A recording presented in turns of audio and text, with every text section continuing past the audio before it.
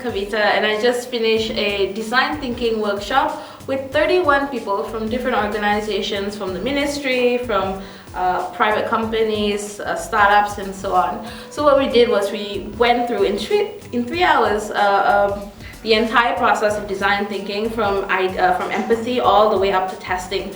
And we actually took the participants through an actual mini project where they got to experience design thinking and really understand how to apply it and how to use it. It was a great session. We saw really good, I'm not going to spoil it for you, so you have to come join us, but we saw really good products.